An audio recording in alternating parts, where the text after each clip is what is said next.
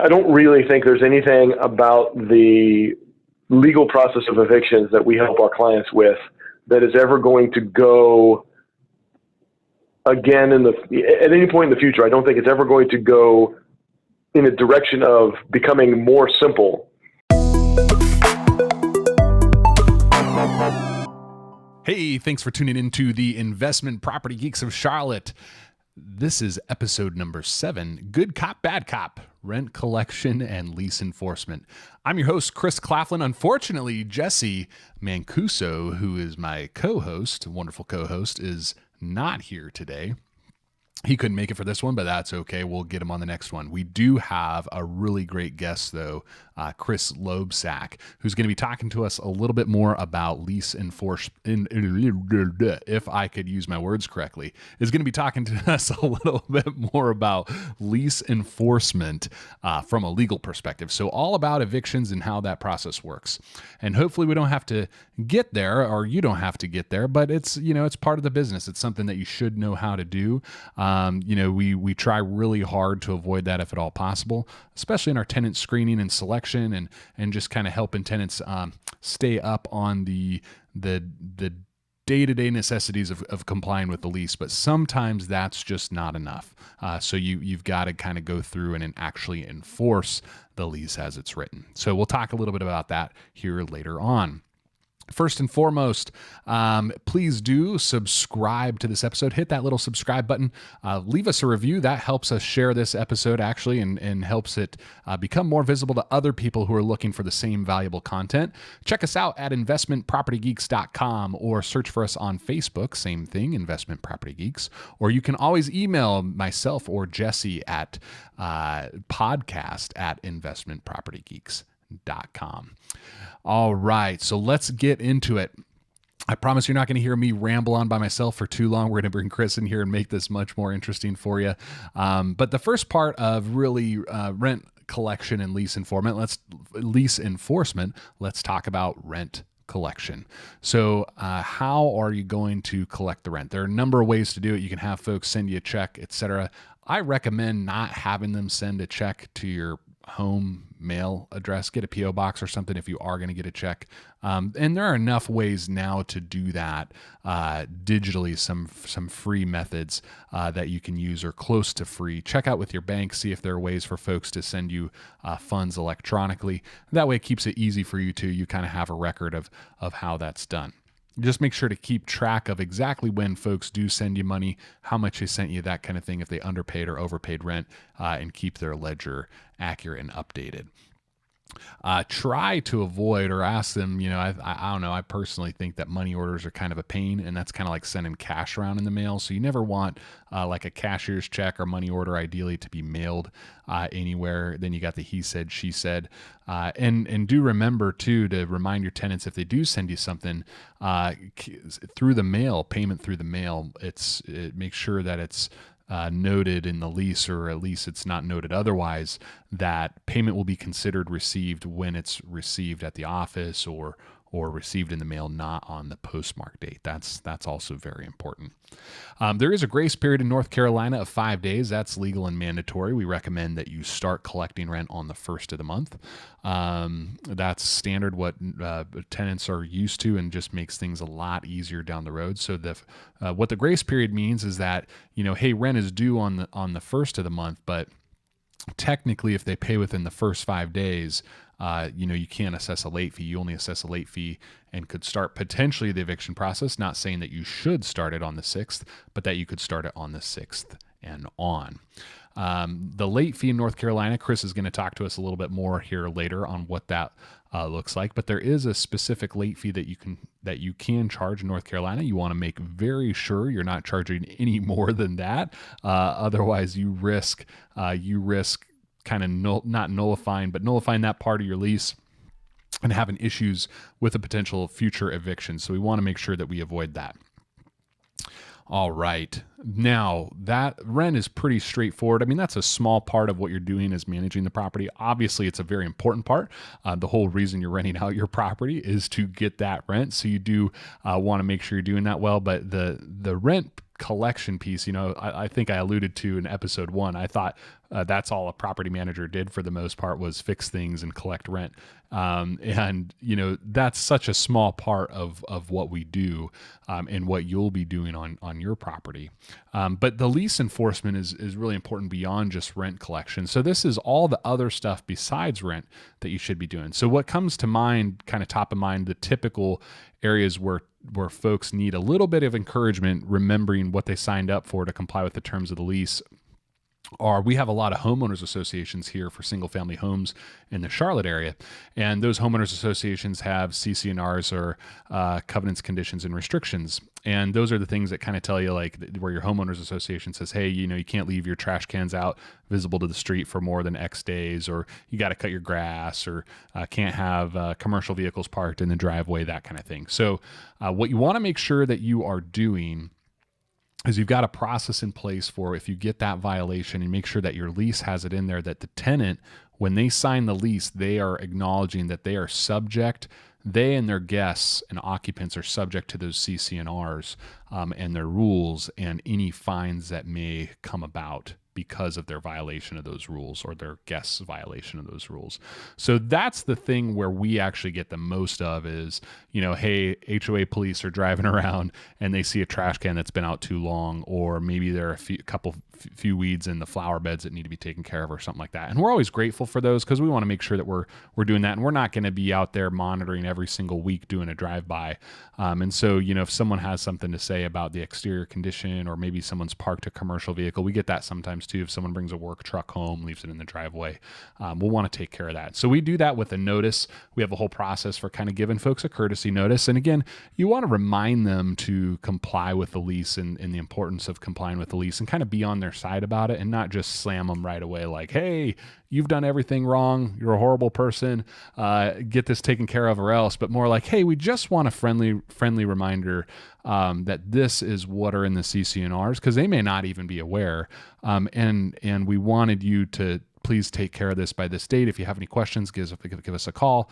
Otherwise, we're going to go ahead and take care of it for you, and then charge it back to you.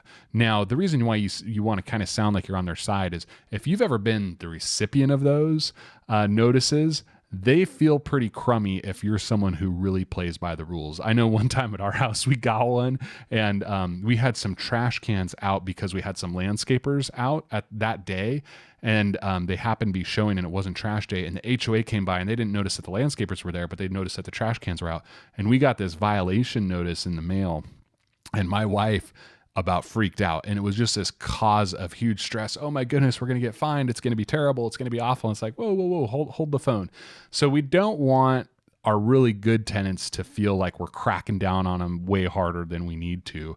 We want to give them a friendly reminder of the importance of complying with, and hey, you may not have realized that this was in violation of the CC&Rs, but we're here to help. Now, if it becomes a repeat problem, then you get a little bit more stern in your language, perhaps still being friendly and professional and polite, but a little bit more direct and to the point. So that's how to handle those.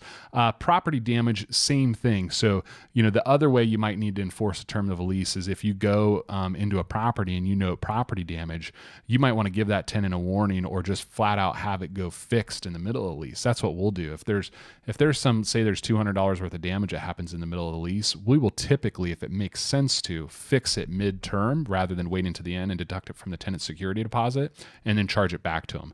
That sends a nice little message to make sure that the tenants understand that they need to be looking out, because we're going to be coming through, and we're going to be making sure that they comply with that lease, and that we have a high bar for expectations, and there better not be any more damage, or we're going to come back the next time and charge it to them. And so that helps kind of set the stage. Again, we don't have to do that very often, but it's usually pretty effective when we do. Another way you might have to enforce the lease is how the property is being used. So if someone is running a business out of the home, or if they're subletting the property, which should be a big no-no, and make sure you exclude that in your lease, or if they bring on additional occupants or tenants or pets or something of that nature, or they're using the property for an illegal purpose. Those are all things that you should be making sure that you're following up on and enforcing. And how do you find out about these things? Well, Sometimes you find out from neighbors or the HOA, but don't rely on that. You need to be doing routine evaluations of the property, going and putting your own eyes on it, or having someone that you trust do that for you, who's going to be professional about it, documenting, taking notes and photos and that kind of thing, and file that away in a safe place in case you need that going forward. Because if it does come to the point where you have to get someone out because they have violated terms of the lease, as we'll hear from Chris in a little bit, it's very important that you have a lot of very clear evidence on exactly what it was they were violating in order to be able to do that effectively. So I can't stress enough the importance of those evaluations. All right.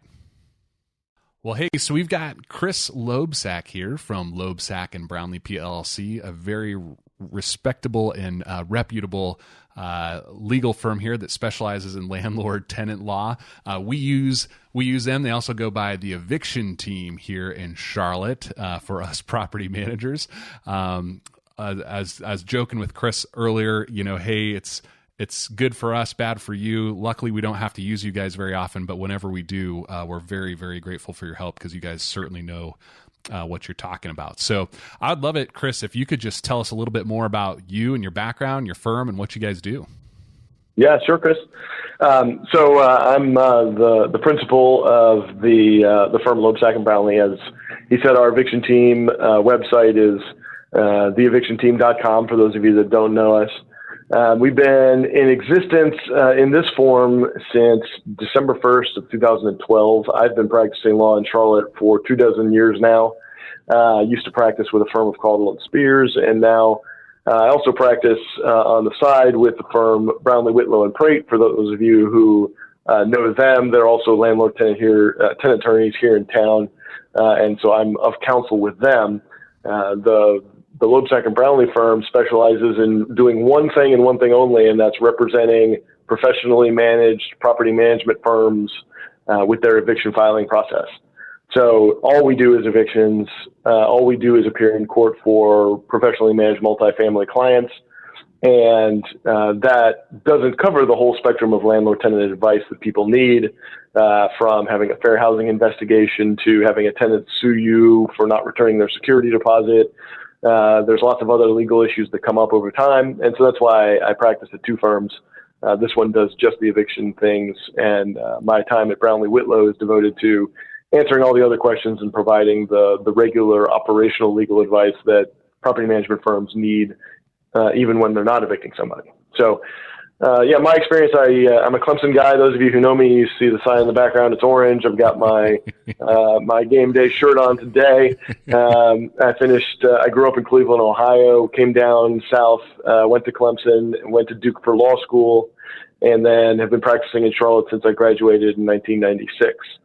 So the landlord-tenant law area has become a part of my practice probably from the very early stages, probably the second year I was practicing, I think. I had one of the partners at the firm at the time ask me to handle an eviction case because that was, I think, something sufficiently uncomplicated that even an idiot lawyer like me, who'd only been practicing for a year and didn't know anything about how to do law, could even handle that without screwing it up too badly. And so from there, it sort of mushroomed into more and more legal work from clients that let their friends know that they met this young kid who was helping them with landlord-tenant stuff. And so, 24 something years later, we're now in Loebsack and Brownlee practices in 3 states. I'm licensed in North Carolina and Georgia. We have other attorneys that practice exclusively in South Carolina. And so we handle multifamily property evictions anywhere from here to Savannah and all the way up to Raleigh and Asheville and everywhere in between. So it's turned into quite an enterprise that keeps us quite busy when the government isn't occupied with preventing us from doing business with moratoriums and nonsensical orders from the health department that have something to do with eviction filings. How's that? That's me in a nutshell. That's a great intro. Yeah, I appreciate that. And you guys have made quite the machine there. I'm not going to say the number because I always tell people like, hey, this is how many they do per day in Mecklenburg County alone, but you've got to help me out. So what is your guys' typical volume, either like a day or week or month or whatever? Of how many do you do? It really is totally different. What I tell people all the time is what we learned early on is that there isn't actually one right answer to that. There is a cyclical nature to all of this. And so in November and in April, we do 40% fewer cases on an annualized than we do in January or September. And people are like, why is that? And the answer is because in April, everyone has their tax check back, and so they get caught up on their rent. So there aren't as many evictions that need to be filed in April. And in November, everyone has a short month with 4 days off, and the sheriffs don't evict anybody during those 4 days anywhere we practice in. And the clients of ours know that there's really not much point in filing in November anyway, because it's not going to get handled in November. So most of them, or a chunk of them, just hold off and wait for December. So every year the number is different. And of course, during the course of a month, the numbers are different. People in regular times, not in COVID-19 times, people don't file their eviction cases until after they've given their clients a late notice and given them some additional time to pay. And how much additional time people give is varies from 5 days to 3 days to 10 days to 15 days. And some people don't file until the 25th of the month in a regular month. And some people file on the 9th or the 8th. And so there's no rhyme or reason or standardization to it. It really does fluctuate, go up and down with time within a month. And also during the course of a year, there are ebbs and flows as well. So yeah, when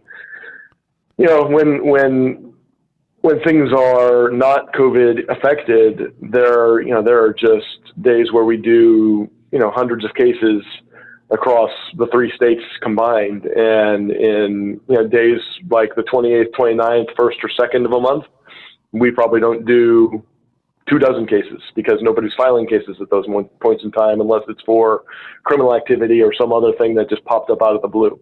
So, it really is it's an interesting animal that we have learned how to have to grab the tiger by the tail in many respects, because you have to be ready for the slow time and the busy time with the same number of people. You can't just, it's not like you can bring in seasonal workers when you need to harvest strawberries. Yeah. Yeah, you have to have everybody ready all the time, but there's definitely points in time in the month where there's a lot of paperwork being done, and there's other times in the month where everybody's stacking up the papers that need filing and waiting for 2 weeks until the slow time comes. Awesome. I mean, and I think the point is that it's not like you guys do a handful of cases a day. Like you said, there are days where you're doing hundreds of these things. And it's true. I think when you guys show up in front of the magistrate, my assumption is, I have other property managers that tell me like, hey, I can't tell you how many times I thought I had all my ducks in a row. I went and did my own eviction, and the judge, basically told me to go back and sharpen the pencil. And my guess is that doesn't really happen with you guys based on my impression. You do not win all your cases. There's no way to do it. It's impossible. There's always something that comes up. By and large, the reasons that our cases don't go the way we expect them to is almost always because there was an unexpected twist to the case that we didn't know about until we got to court. Our client forgot to tell us that they sent out this letter that they shouldn't have sent out, and the tenant remembered to bring it with them, and they didn't bother to tell us about it beforehand. And we get to court and we're like, we can't help you with that. Why did you send that? So yeah, there's a lot of that. Or, a tenant shows up and claims that they paid rent, and there's no proof of payment on our side, but there's proof of payment on the tenant's side, and they bring their receipt and they bring, themselves, and they say that they gave it, they left it in the Dropbox, it was stolen. I've had cases that we lost because the property manager that worked before them pocketed the money and never recorded it. Like over 20 years, I've seen every kind of imaginable weird scenario under the sun. And so from out and out embezzlement of tenant funds and still letting them go forward to eviction, even though you took the money. That's my favorite. Like wow, how did you do that? I mean, how can you live with yourself for that? That's ridiculous. New level of low. Yeah. Yeah, exactly. Indeed. But yeah, I told one of my clients just yesterday, actually, that at the end of the day, I don't really think there's anything about the legal process of evictions that we help our clients with that is ever going to go again at any point in the future. I don't think it's ever going to go in a direction of becoming more simple. It's always from here going to become more complex. There's going to be more tenants' rights. There's going to be more procedural process. There's going to be more safeguards to the system.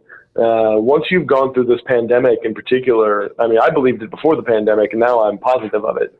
That now that we've had the pandemic where the court has sort of stretched its wings on the idea of taking more control of a complicated circumstance, I don't think there's any chance that the law is going to go backwards to a simpler, gentler time when landlords didn't have to do as much work and it was easy to evict people and nobody really cared, which existed.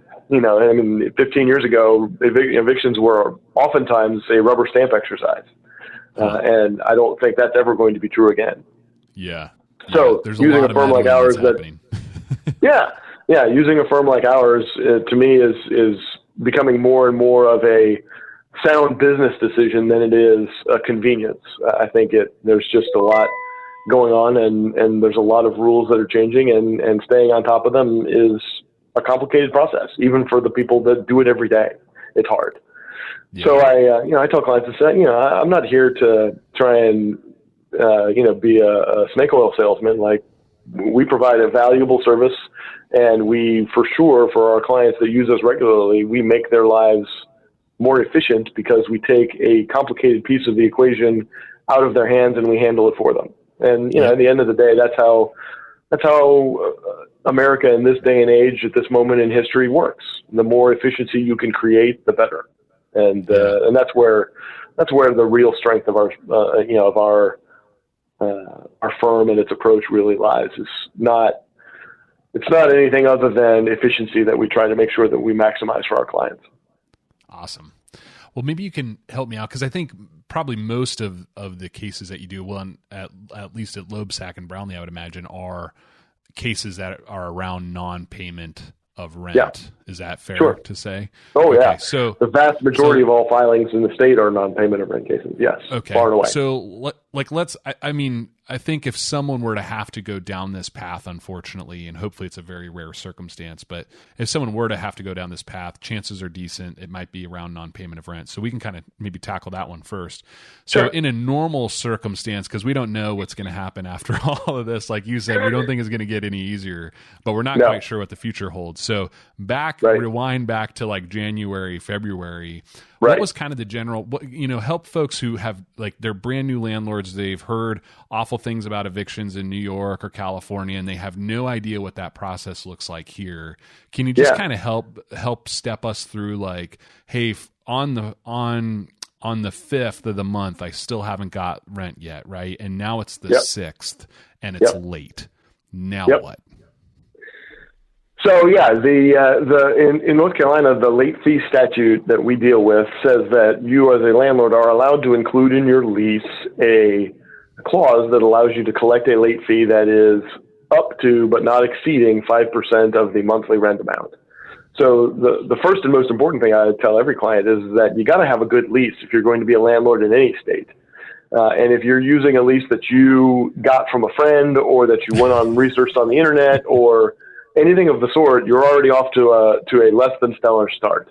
So really, it starts before you get to the 6th of the month. The real truth is that if you're going to start landlording in any state, the most important thing you should do is first call a lawyer who knows the law and ask them to give you a lease that they recommend, that they know that they've either drafted or that they've used, that is got all the things that you need in order to make your property management system work efficiently. That's really the first step. If you got a bad lease, then Oh, so I was just going to say, Chris, I'm so glad you said that, because we've said on other episodes, like, of all of the DIY landlords that have come to us to manage our property, there's not been a single lease that I've gotten where there wasn't some major element missing or it took away a lot of rights from the landlord based on how things were worded, all with the best of intentions. And it sounds very legal and official, but you're like, why would you put this in there? And it's always like the standard North Carolina realtor lease is what we use. And that thing, is pretty bulletproof from my understanding. And I have yet to see someone out clever that lease. So you bring a great point. Like, please don't, just because you got it on a website that you paid money for that said it can be used in North Carolina doesn't mean you should. Yeah, or that it's the best version of what you could have gotten if you'd have paid a little bit more money to a lawyer and had them draft one for you. Yeah. It just really is. That's one of those penny wise, pound foolish moments where, if you're skimping on getting your lease that you use at all of your properties instead of spending $300 to get a rock solid one, or to use one that's available through the realtors association or the apartment association, you're just doing yourself a disservice. You're not, you're not hurting anybody but your own self, because it's just not set up the way you need it to be to maximize your efficiency in the process. So, anyway, so then, assuming your lease has a late fee, then you're allowed to charge 5% of the monthly rent. Super most important thing about that is the statute is very clear that it is 5%. It's not 5.05% rounded up to the nearest dollar. It's 5% or it's nothing. If you get it wrong, if you round it up, you are not allowed to charge a late fee at all for the rest of the lease. That's the way the law provides. So it just isn't worth it to chase pennies by rounding up, when the penalty for doing it is that you actually just erase the late fee clause from your lease. So I think that's a key one that a lot of new landlords need to remember, is that it's not close enough is good enough. It's not. If you're rounding or you're making any mistakes other than actually calculating it to the penny, you're doing it wrong and you're going to have a problem.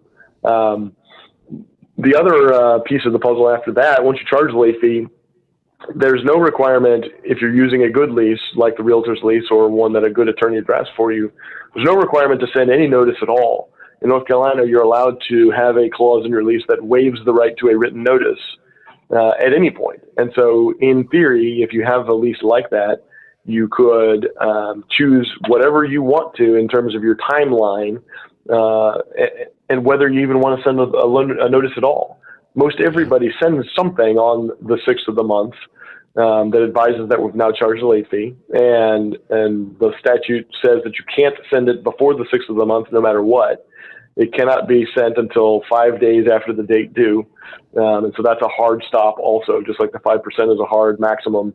5 days late is a hard maximum. And so nobody can send a late letter anytime before the 6th. If you do send one, you're allowed to say whatever you want in it. There's no requirement that it be in there. And so I think that's the key thing, is to set yourself up with, what do I think is the right timeline of events here? I can't file an eviction suit until after the time that I have chosen to write in my late letter has expired. If you write nothing and you just say, please pay or vacate immediately, then that's fine. You can start an eviction case anytime after you've sent that, because you said immediately. But if you say, well, I'm going to give people 5 days or 7 days to pay, well, that's totally up to you, and it's a business decision. But you want to make that decision based on what you think is the most practical timeline for you to either decide that I'm going to fish or cut bait with a tenant. So if you want to make sure that you're picking a time frame that suits your purposes, then don't use 30 days as the standard, because that's more than you would need to unless there's a special law in place like there is now. But by and large, picking a time frame that works for you, that keeps your particular view of the universe in mind. I think that if I give people 5 extra days, that's a gracious plenty, and they should be expecting to perform by that. That's fine. If you're a person that's like, well, if I give them 2 weeks, then it's pretty likely that they might get another payday in there, and so they'll be more likely to pay before I have to spend time filling out paperwork and going to court and everything in between. There's all kinds of valid ways to approach it, but I think you want to approach it from the idea that this is what works for my particular mindset, and then build off of that. Everybody's got sort of a different approach as to how they want to interact with their tenants, what kinds of properties you have, what kinds of tenants go in those properties based on your price points. All those things go into the equation, where, if you've got really fancy property and you got people with really nice jobs because only so many people can afford that kind of property, you can probably give them a little less leeway and a little less grace than you would give a very working class, middle of the road, blue collar family that, lives paycheck to paycheck, you might give them a little more grace if that's the kind of portfolio you've got. And, and all those things can go into play. You want to pick a consistent approach for all of your portfolio for fair housing reasons. You don't want to run across a claim that you're discriminating against the category of people. But really, it's important to sort of decide what your personal approach is going to be and then build around that. Awesome. Yeah, good point there, Chris, on just whatever you're doing, make sure, one, it complies with the law, and two, you're doing it the same for everybody. Yeah, that's great. Fair housing concerns are always the 900-pound gorilla, the elephant in the corner of the room, if you will. The Fair Housing Act applies to everybody, and it isn't always the common sense answer that is the same as the right answer for fair housing purposes. So relying on your own personal common sense is not usually enough. There's just legal considerations out there that are beyond that, and obviously beyond the scope of this conversation. But having a good legal expert in the background that you can rely on for miscellaneous advice that can give you some periodic business guidance in the business of landlording, I think, is a vastly underappreciated resource. People should use lawyers more, because long ago I started telling people, I said, if you call me once a year and let me do a checkup like you do your doctor, you will benefit more from that expenditure of a few $100s a time for me to review your business practices and your forms and your procedures than anything else I can think of to tell you to do.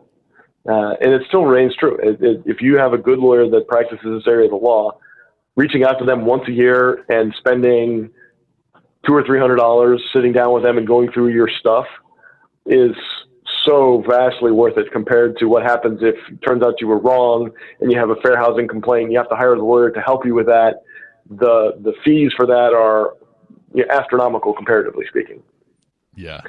Yeah, an ounce of prevention and a pound of cure, all that is exactly what a good annual visit with your lawyer can help you avoid. And that's just, it's been true my whole career, and it remains true today, even more so. The more they change the law and make it more complicated and at least new and different, the more important it is to stay up to date by getting real advice from people that know what they're talking about. Well, that's a really good point too, Chris, I think, because, we just did an episode here, or one coming up, about risk mitigation, and we talked primarily around insurance, but that's a great add-on to that, is like, hey, part of that is just making sure you're complying. And if you have a question, chances are pretty good you're in gray area, and you should probably, like we do anytime that we've got a question, like it comes up. And sometimes, we use like a different lawyer for my business stuff. And so, anytime we have a question, I'm just like, hey, I know this is probably a dumb question, but I'm going to ask you anyway, and we're going to pay the few $100, because I'd rather pay the few $100 now and get it right than have to pay you thousands of dollars later. And I think what a lot of DIY landlords don't understand is that they are running a business, and there are going to be some of those investments you got to make, and just consider it school. Like, it's cheap, it's a cheap education. So that's right. Yeah. It's very true. Yeah. Yeah, buying good insurance and having a good lawyer that you can ask questions of, that you do ask questions of, are both invaluable and often underappreciated. Yeah, absolutely. All right, so we've potentially sent out a notice. We've got a consistent process now. We've told the tenant, hey, you got to pay by this day or else. And then what happens? So, so then if they don't pay, then you have to decide, am I going to go to court to enforce my rights? And assuming you make that decision that that's where you're going to go, then obviously in North Carolina, it's set up so that it's a small claims court process. You can do it yourself. It is designed to be as user-friendly as the law permits. The forms are available at the courthouse. They're available online. It's not super complicated, but it is a court process. And so the magistrates in most jurisdictions, especially in Charlotte, are sophisticated users of the system. They know what they're expecting. They know what all the ins and the outs are. In Mecklenburg County, they see more cases than any other county in the state, and it's not even close. So our magistrates are as expert as you can be in North Carolina summary ejectment law. They do not allow for mistakes. They do not permit mistakes. They are not hard asses about anything, I wouldn't say, but they will not let you skate by and fudge something. They will tell you you have to go and fix this and then come back 15 days from now and try again. They will hold you to your cause, and they will make you dot your I's and cross your T's. And that's true in all of the major metropolitan areas that we practice in. The magistrates there just do lots of these. They know what the law says, they know what the rules are, and they expect you to follow them. And if you get them wrong, you will either lose or you will be sent away, forced to wait and come back another day. All of which is, again, not efficient. And efficiency is the objective here. And so I think the process is designed to be user-friendly, but it also requires a lot of sophisticated knowledge, and you cannot just do it yourself, walk into court and expect good outcomes. You'll end up with a lot of 50-50ness. So you go to the courthouse, and whether you have an attorney do it or whether you do it, a complaint in summary ejectment is filed, and it's served on the tenant, and the process is pretty straightforward most times if you take the COVID window out of it. You have a statute that requires the hearing on those matters to be held within 9 to 10 days maximum, depending on weekends and holidays. And so you have a case and it's heard usually within 10 days. And the hearing is conducted in front of the magistrate in small claims court, and they make a ruling on whether you're proven your case. And if they grant a judgment in your favor, then the process contains a 10-day appeal period from the date of judgment that allows the tenant an automatic right to appeal the judgment to district court, which is a level up from small claims court, where elected judicial officials preside over the hearings. They don't have to have a reason. They don't have to have an excuse. They don't have to have a definable error by the court. It's an automatic right to appeal and request a new hearing. But if that 10 days goes by and an appeal is not sought by the tenant, which is not very frequent, especially in counties that aren't Mecklenburg, it's even less frequent. It's no more than 2 to 3% of all cases in Mecklenburg even. So it's not really a lot. It's just something that does come up periodically. But if you don't have an appeal, then after 10 days, so you now file the case, 10 days to hearing, 10 more days for the appeal period to go by, so you're basically 3 weeks out. If the tenant hasn't paid, then you're allowed to go back to court and ask for a writ of possession be issued by the clerk, which is the document that officially directs the sheriff to schedule a lockout of the tenant from the premises, pursuant to the judgment issued by the magistrate. And then from there, it's usually another week until you hear from the sheriff, and they tell you with their paperwork that we're going to set this lockout for this day and this time, and we expect you to have either a locksmith or a maintenance person there ready to change the locks while we supervise, stand guard, and wave our badge and our gun around just in case of malfeasance. The sheriff doesn't do the work. You have to do the work. You have to line up the lock change and the locksmith. The sheriff is the muscle. That's it. And that's usually, depending on the county, the number of days for the sheriff to get out there just varies widely, but, and of course, based on the time of year too, but usually it's, hopefully it's 2 weeks from the time you request the writ to the time the sheriff shows up. So all in all, in normal times, it usually is about a 6-week process, start to finish. So the longer you wait to start the process, you tack on 6 weeks after whatever day of the month you pick that you're going to do your filings, tack on 6 weeks or more to that based on when you start. So that's another key consideration is, you can't get to the end until you start at the beginning. And if you're just sitting in neutral and not starting anything, then the end is not going to come until you get started. Awesome.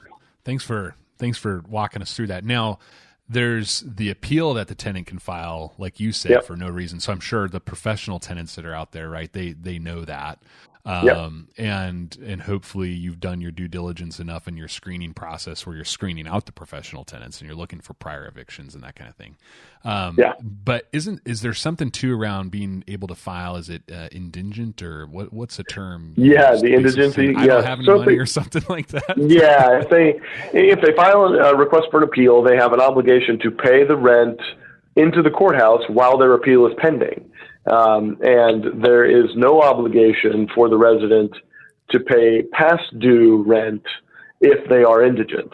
So, if you prove to the court that you're indigent, then the court will say, all right, we're not going to make you pay up front as part of your appeal the $2,300 that you might be in arrears on, but you are going to be required to keep your rent current from here forward. If you want the case to continue on, you have to do at least that much in order to be allowed to continue your case. So that's it's designed to have a balance to it so that people who are genuinely down under the luck, who have lost their job and that's why they fell behind, there's no way that they would be able to come up with $3,000 before court. And so making them pay that up front is just plainly unfair. It would be a prohibitive bar to justice at all if you made people who are genuinely indigent get their appeal thrown out, even if it might have merit, simply because they don't have $3,000 in the bank. And that's why the balance is there. It often works to frustrate landlords, but at the end of the day, it's like most things. The system overall on balance works better because of that kind of approach, even if in your particular one case, it is a detriment to you because you're not getting your money. The resident doesn't get to continue their appeal if they don't pay their monthly rent when it comes due at the courthouse. And so that's the balance they struck at the legislative level. But if they are indigent, it does allow them to avoid having to pay past due rent at the time of their appeal. Awesome. Yep. Now, how does it work if we aren't going to court for non-payment of rent? So, like one example I can give. Yeah, like right now. So I had an owner. This is the first time this has happened, believe it or not. But I had an owner the other day say, "Hey, found this video on TikTok of the tenant smoking marijuana in our house. Nice. Please follow up." And it turns out, I think they're probably violating some other terms of lease too, just about kind of being a nuisance. And we're doing an inspection actually today. My phone keeps ringing. I think it's our assistant property manager letting me know how that went. But so he's out there kind of looking for any other sort of trouble as well. But help me out with does the process basically look the exact same in that scenario, or is that different? Yeah, we get that a lot. Like, what if there's a substantial criminal activity? Like, every once in a while you have one where there's a shooting and somebody gets shot. Like, okay, we need an emergency eviction. Like, there is no such thing. There is one eviction. It doesn't matter. The only difference between a non-payment case and a shooting case is what kind of evidence do I have to bring to court to prove it. But there is not a different timeline. There is not a different expedited track that you can jump onto. Nothing. There's only one kind of eviction. There's only one process, and there's only one procedure. And so anybody that, it's a common question we get all the time, then the answer is always the same. It's like, there's only one way to do these, and this is it. So the sooner you send your notice terminating them and telling them they have to get out immediately, the sooner you can start the process. And that's part that you're in control of. So I would recommend you get some guidance on how to send the notice so that it can be effective immediately. And then you could turn around tomorrow and, once you've sent the notice, then the next day you could start the court process, whether with a lawyer or by yourself. But the issue is always about evidence, not about case type in terms of how the process works. You just need to have different evidence. If you're saying there's no payment of rent, well, you're the person who's in charge of knowing whether the rent's been paid or not. So you're pretty much all the evidence you need. But if there's been a shooting at 2 a.m. that the Charlotte-Mecklenburg Police Department responded to, you're probably not going to be the witness that will prove the case because you weren't there. You don't know. You can't just say, well, the police called us and told us that. That's hearsay. So really the big issue for landlords of any experience level when you're dealing with a unusual non-payment of rent case is to remember that there's more work to be done in gathering the evidence you need to persuade the judge that this actually happened. Documents don't speak for themselves. Police reports do not speak for themselves. Hearsay from somebody who says they saw it doesn't speak for itself unless that person's there to testify in court. All of those sorts of considerations are the biggest bugaboo about cases that aren't rent related, is that you have to work harder to make sure you have a complete case and you can present evidence that the court is allowed to hear and rule off of. So it's really more of an evidentiary gathering process for other cases. Bringing the TikTok video to prove that they were smoking marijuana is important. How do you get that evidence into court? Well, it doesn't just happen. You can't just say, here, pull up your phone and look at TikTok. Like that wouldn't work. Magistrates don't do that. TikTok, right? Yeah, right. I'm sure you are. Here, let's just, So you have to, you would have to make arrangements for how am I going to actually get that evidence before the magistrate. And then so everything in between. But the big thing with cases that aren't rent is really about gathering the right evidence. Awesome. Well, that's great. I appreciate that.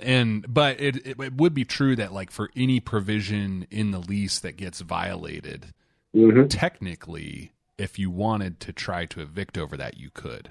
That's right. It's true. Now, practically speaking, and being a decent human being, you may not choose, like if someone leaves their trash cans out in the street and they violate the CC&Rs, hey, we're not going to take someone to court over that. That's right. Yeah, if their renter's insurance lapsed a month ago, you're probably not going to want to evict them for that. You're going to want them to renew it and get it done, and all sorts of things like that. But yes, you're right. There's definitely there's no doubt that you can enforce every lease violation as a violation using your default clause of your lease. It's really much more about practical, like, is it worth it to do that? Because replacing a tenant, any good landlord will tell you that replacing a tenant is more expensive than keeping a tenant. Even a less than ideal tenant is still less expensive than trying to seek a new tenant and rolling the dice hoping that the new one will be better. So the devil you know versus the devil you don't know kind of thing. Yeah, absolutely. Now, how has, and I'm sure this could be an entirely another episode, but how has coronavirus or COVID-19, how has it impacted this whole process for landlords? And probably, I'm guessing, the last 6 months are maybe a little bit different than kind of the next 3 months, but if you can kind of share about that. Yeah, it literally is night and day differently. The health-related concerns have required the courts to shut down for a period of time where there were no hearings being held at all. Filings were being accepted, but no hearings were held from March 1st through June the 1st. So for 3 months, there was just no hearings. There were cases being accepted, but nothing was being heard. And then for almost all of June, very little was heard. And then the governor put his own order in and prohibited evictions of any kind during the month of June till June 20th. And so it's just been a roller coaster of new changes to the process and procedure. Every time you turn around, there's something new trying to kick the can down the road on the eviction side of things because they haven't figured out how to get the funding they need to provide money for residents to get caught up on their rent. And so they don't want them to get evicted. And so they keep just taking random actions that don't seem to have the right rhyme or reason to them from someone who works inside the system as often as we do. They're choosing the wrong approach, which I guess is politics. You identify a problem, you pick the wrong solution, and then you go you go on down the road. This is the story of that. That is what this looks like when it comes to life. Is politicians don't know what they're talking about. They look around, they misidentify the problem, they choose the wrong solution for the problem they did identify, and by the time you turn around, everything is a mess. And that's kind of what we have right now is just it's a bunch of messy, do the best you can with what we have to work with, but it's not ideal. But the process has slowed down, but it is now at a point where it hasn't stopped. The good news for the media members, and they're not reporting on this, they keep reporting on the impending tsunami, when in fact the news story they should be writing is that evictions are at the lowest level in recorded history everywhere. Yeah. And it's a fact. That's not hyperbole. Since they've been keeping track, there's never been a period of time where over the course of 4 months or 5 months or 6 months, there have been as few evictions filed in this state as they have in the last 6 months. It's a fact. Wow. And there's obvious reasons for that, but that's not the news story that they're writing about. Right. It should be. Landlords deserve credit for being really good. And part of that is because the system changed and it made it harder to evict them. But a very big and notable part is that landlords stepped up and were good Boy Scouts and good Girl Scouts and have been good members of society. And they're getting no credit for that in the media. Yep. And that's a shame. Yeah, I know one of the first things we did was we sent out a few videos to our owners, and we're just like, hey, look, this thing, we don't know exactly what this is going to look like. It's unprecedented. You're probably concerned, freaking out. We're a little worried too. We don't know what we're going to see, but here's what's going to happen. For anyone that talks to us, this is before really the CARES Act and everything kind of kicked in. And it's like, for anyone that talks to us, we're going to do our best to work with them. And it doesn't mean we're going to hose you, the owner, but we're going to try to like be a human.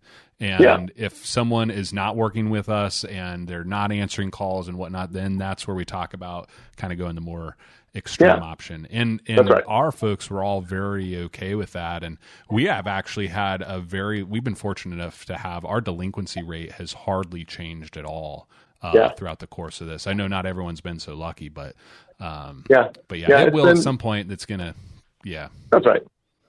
People are going to run out of options, but it's been far better than most anybody feared.